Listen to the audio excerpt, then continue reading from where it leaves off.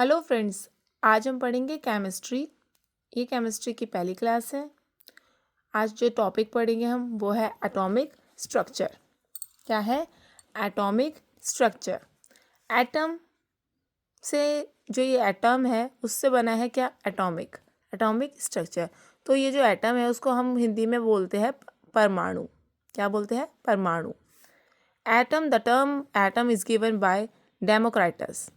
Question आ सकता है कि जो एटम है, ये जो टर्म है एटम वाली, ये किसने दी है? तो ये दी है given by Democritus. The smallest particle which can take part in a chemical reaction called atom. Atom क्या है? अगर एटम को हम डिफाइन करें तो एटम है एक स्मॉलेस्ट पार्टिकल जो कि हिस्सा लेता है, विच कैन टेक पार्ट। किस में हिस्सा ले रहा है? केमिकल रिएक्शंस में। ठीक है। It is made up of electron. अभी एटम किससे बना होता है? इलेक्ट्रॉन, प्रोटॉन और न्यूट्रॉन से मिलकर बना होता है। It consist of 2 parts. इसके 2 पार्ट्स है, 2 पार्ट से मिलकर ये बना है। क्या है? न्यूक्लियस और ऑर्बिट। न्यूक्लियस और ऑर्बिट। एटम का अगर हम स्ट्रक्चर देखें तो ये होता है। बीच में क्या है? बीच में है न्यूक्लियस, उसके बाद ऑर्बिट्स है। ठीक है। बीच में न्यूक्लियस है और जो न्यूक्लियस है उसके अंदर क्या है? हम लिखेंगे positive sign. Positive sign. Nucleus जो होता है वो प्रोटॉन प्लस न्यूट्रॉन होता है। और ये जो ऑर्बिट है, सर्कुलर पाथ, शेल भी बोल सकते हैं इसको हम, इसमें क्या होगा? इसमें इलेक्ट्रॉन्स प्रेजेंट होते हैं। याद रखिएगा, फिर से बताती हूँ। न्यूक्लियस जो है प्रोटॉन प्लस न्यूट्रॉन होता है। ठीक है। न्यूक्लियस में प्रोटॉन और न्यूट्रॉन दोनों होते हैं और ऑर्बिट्स में आपको इलेक्ट्रॉन मिलेंगे। सबसे पहले बात करेंगे हम न्यूक्लियस की। It was discovered by Rutherford by performing alpha scattering experiment.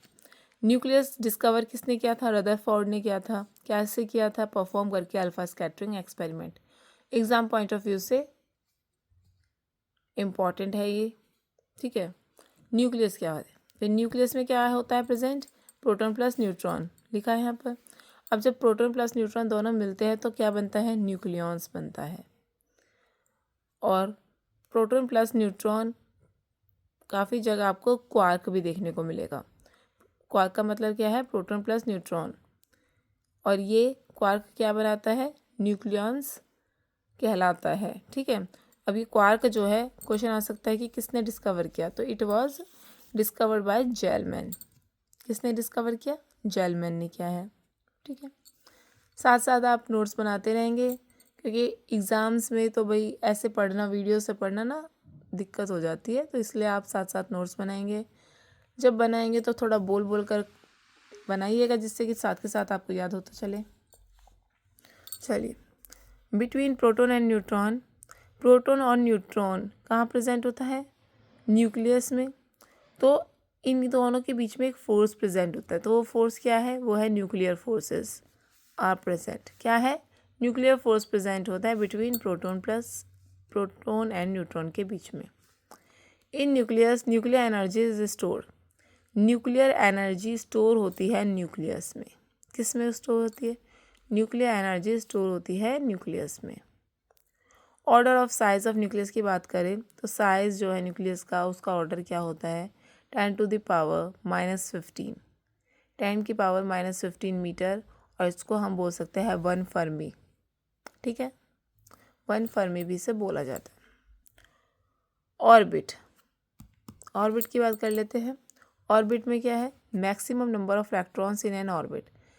एक फॉर्मूला गिवन है कि एक ऑर्बिट में, किसी भी ऑर्बिट में मैक्सिमम नंबर ऑफ इलेक्ट्रॉन्स कितने होंगे, तो वो पता करना है। तो फॉर्मूला है 2n², जहाँ पर n की वैल्यू है ऑर्बिट नंबर। n की वैल्यू क्या है? Orbit number. और n² क्या हो जाएगा? Number of orbital. n² हो जाएगा नंबर ऑफ ऑर्बिटल। ऑर्बिट क्या होते हैं?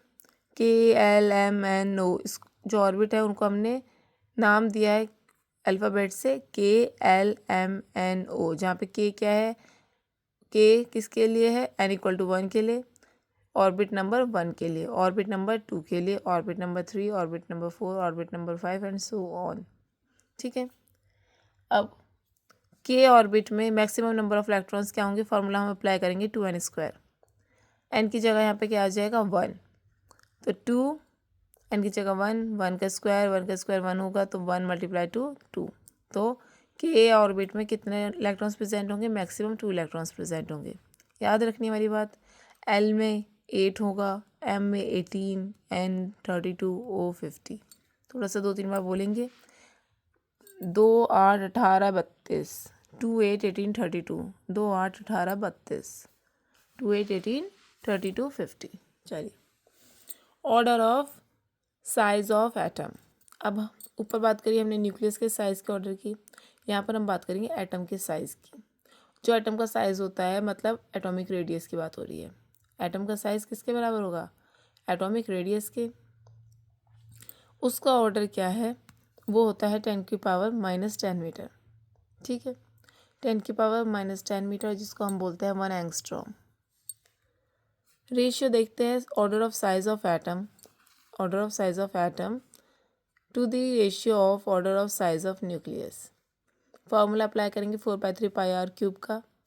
ऊपर आर की वैल्यू हो जाएगी 10⁻⁻10 और नीचे न्यूक्लियस के केस में आर की वैल्यू हो जाएगी 10⁻⁻15। तो 4/3 4/3 ये सब पाई से पाई कट जाएगा। यहाँ पे हमारा क्या आंसर बचेगा, बचेगा 10⁻15। क्या बचेगा, 10 की पावर पॉजिटिव में 15। तो ऑर्डर याद रखिएगा, क्वेश्चन आता है तो आपको डायरेक्ट 10⁻15 लगाना है। चलिए, एटॉमिक थ्योरी की बात करते हैं। Atomic theory was given by John Dalton. Atomic theory किसने दी थी, जॉन डाल्टन ने दी थी।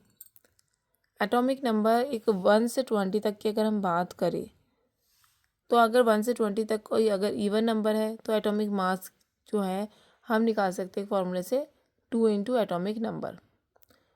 ट्वाइस ऑफ एटॉमिक नंबर क्या हो जाएगा, atomic mass in case of even.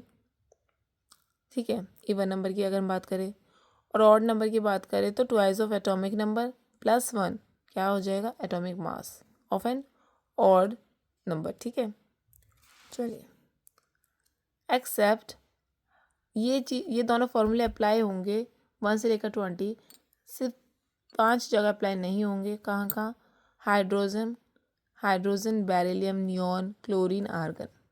तो याद रखना है, hydrogen beryllium neon chlorine argon, यहाँ पर ये वाले 2 फॉर्मूलेज अप्लाई नहीं होंगे।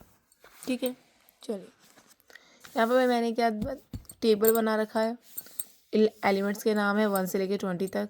ठीक है, एलिमेंट्स के नाम लिखे हैं, उनके सिंबल लिखे हैं, एटॉमिक नंबर्स लिखे हैं और फिर एटॉमिक मास।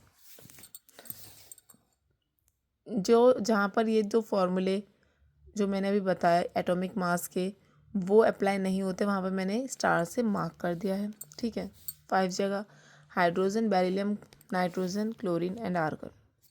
इनके अलावा अगर हम देखें तो देखिए हीलियम 2 है, तो अगर इवन नंबर होगा तो ट्वाइस ऑफ एटॉमिक नंबर, तो 2 2 ज़ा 4।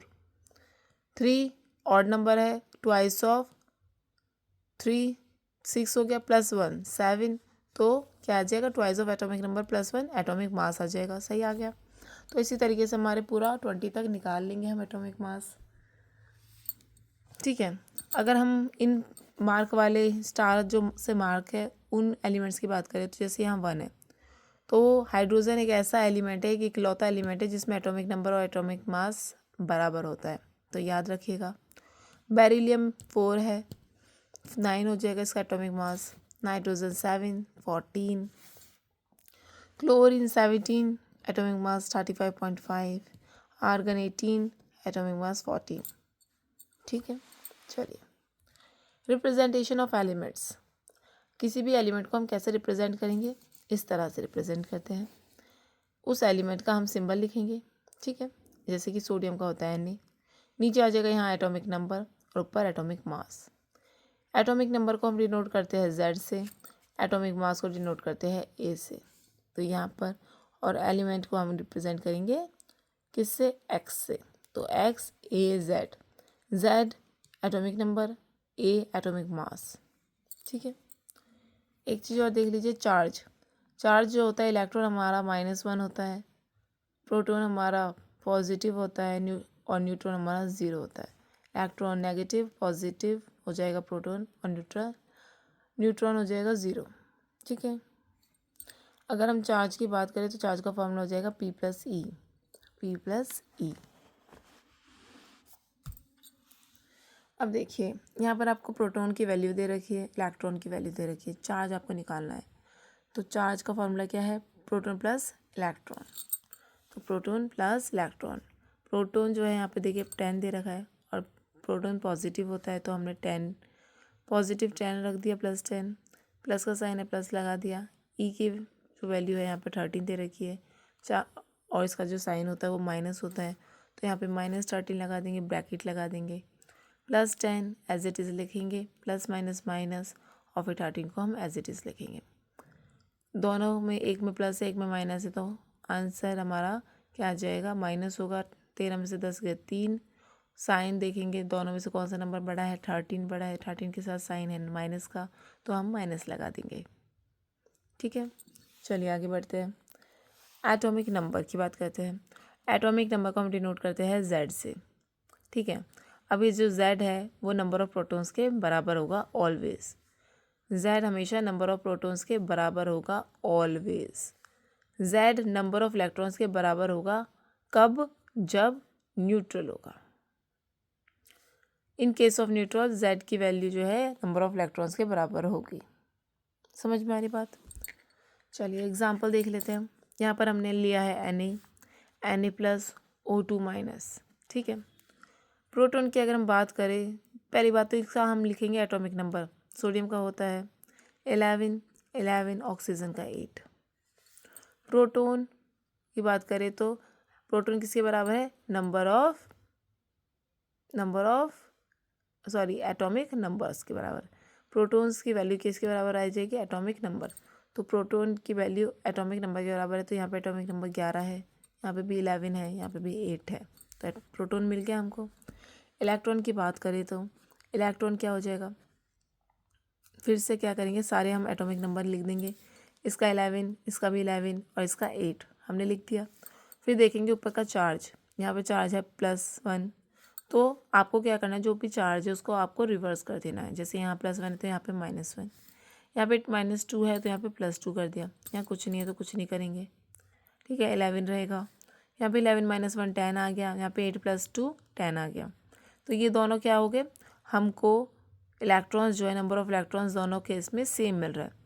तो अगर कोई ऐसा केस आता है जहाँ पे नंबर ऑफ इलेक्ट्रॉन्स सेम होते हैं तो ऐसो को हम क्या बोलेंगे? आइसो इलेक्ट्रॉनिक बोलेंगे। क्या बोलेंगे? Iso electronic.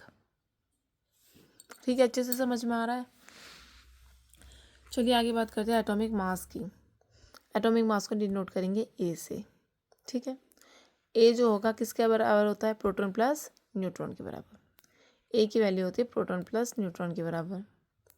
सोडियम हमने एक एलिमेंट ले लिया, नीचे एटॉमिक नंबर, ऊपर एटॉमिक मास। एटॉमिक मास मतलब ए दे रखा है, तो ए की वैल्यू यहाँ पे क्या दे रखी है? 23।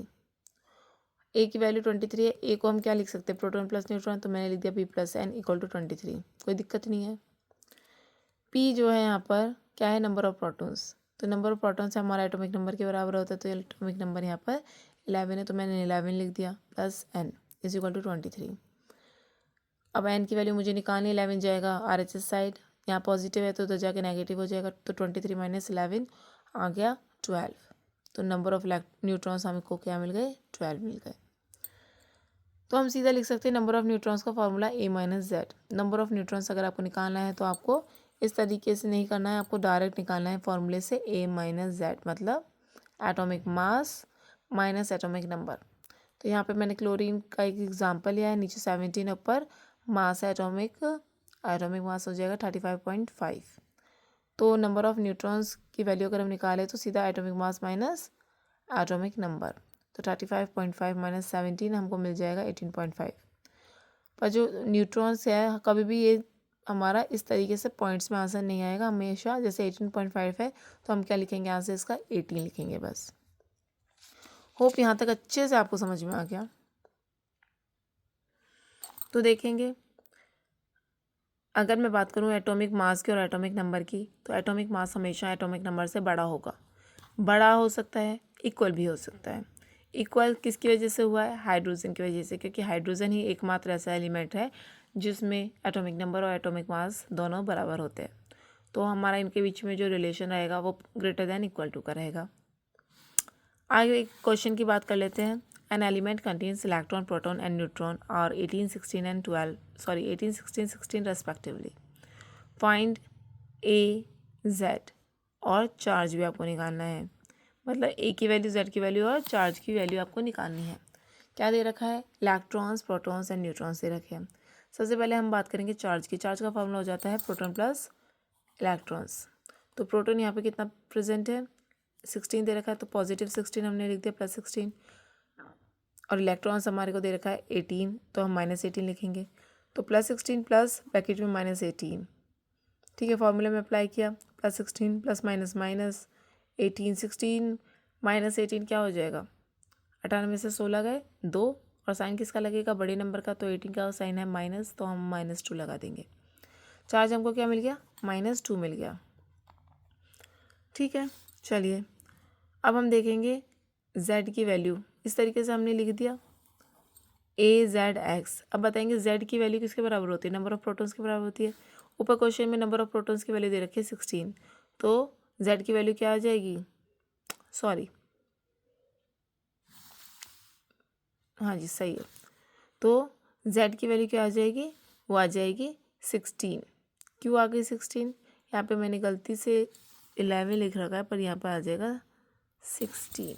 ठीक है, तो नंबर जो z होता है वो हमेशा ऑलवेज, हमने पीछे लिखा था ना, नंबर ऑफ प्रोटॉन्स के बराबर होता है। नंबर ऑफ प्रोटॉन्स यहाँ पर 16 गिवन है, तो 16 आ गया। ए की वैल्यू देखेंगे। ए की वैल्यू क्या होती है? वो होती है P+N।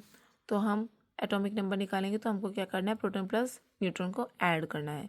तो प्रोटॉन 16 गिवन है और न्यूट्रॉन हमारा फिर से 16 ही गिवन है, तो 16 + 16 हो जाएगा 32। एटॉमिक नंबर हमको मिल गया 32। अब देखिए कौन सा एलिमेंट है जिसका एटॉमिक नंबर होता है, सॉरी एटॉमिक मास 32 है, एटॉमिक नंबर 16 है। अब कौन सा ऐसा एलिमेंट है जिसका एटॉमिक नंबर 16 है? वो है सल्फ़र। तो हम क्या लिखेंगे? एक्स की जगह लिखेंगे सल्फ़र। ठीक है, एस लिख दिया। एटॉमिक नंबर 16 हो गया, मास हो गया 32 और चार्ज हो गया 2-। ठीक है, हमको हमारा आंसर मिल चुका है। इस क्लास को, इस वीडियो को हम यहीं पर एंड करते हैं। आई होप आपको अच्छे से समझ में आया होगा। वीडियो अगर यूज़फुल लगी हो, जॉब अगर इस साल पाना चाहते हो कि इस साल जॉब लग जाए, ठीक है, तो अच्छे से मेहनत करिए। चैनल को सब्सक्राइब करिए, क्योंकि सेम आपको बहुत ऐसी वीडियोस मिलेंगी जो आपको हेल्प करेगी आपका एम को फुलफ़िल करने के लिए। ठीक है, अगर वीडियो अच्छी लगी हो तो प्लीज़ लाइक करिएगा, शेयर करिएगा और चैनल को सब्सक्राइब करिएगा। Thank you so much.